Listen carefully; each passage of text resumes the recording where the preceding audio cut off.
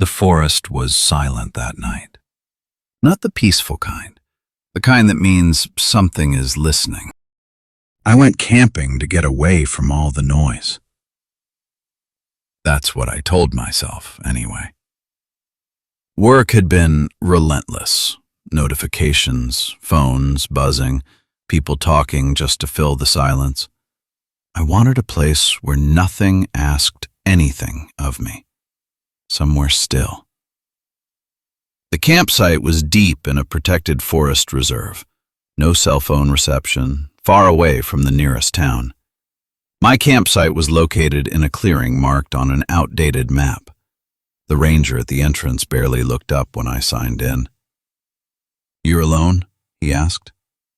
"Yes." He hesitated, then nodded. "Don't wander after dark." That was all. The first night was peaceful. Too peaceful. The forest didn't sound like other places I'd camped. There were no distant highways, no planes. Even the insects were subdued. The silence felt deliberate, like the woods were holding itself still. I slept lightly. Sometime after midnight, I woke up with the feeling that something had shifted. Not a sound, not movement, just the sense that I was no longer alone. I lay still, listening.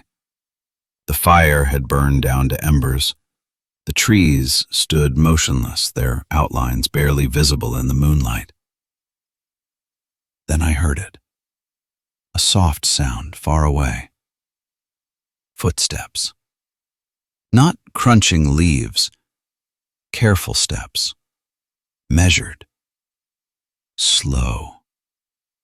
They stopped when I held my breath. I told myself it was an animal. Deer, maybe. I didn't unzip the tent.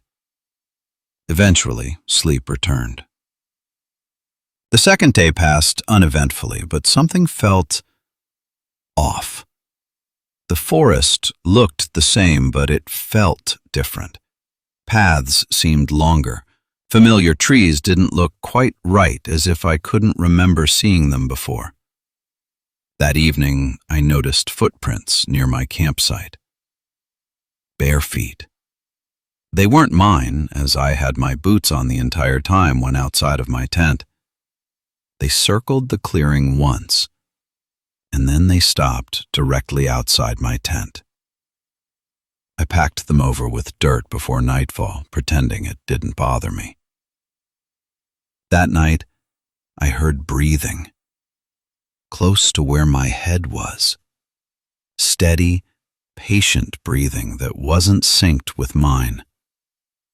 I didn't move. I didn't reach for my torch. The breathing stayed for a long time. Then it slowly retreated into the trees. On the third night, I made a mistake. I called out. "Hello?" The word felt wrong in the air, like the forest absorbed it without echo. For a long moment, nothing happened. Then, from somewhere beyond the tree line, a voice answered. It sounded like me. Same tone, same hesitation, same pace. "Hello?" My blood went cold. The voice didn't move closer. It didn't move away either. It just waited. I didn't respond again. I didn't sleep that night. At dawn, I packed everything in silence, but with great haste, and started walking back toward the entrance road. That's when I realized the path was gone. Not blocked, gone.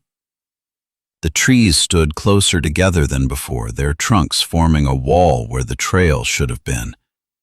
Behind me, the forest was quiet again. Too quiet.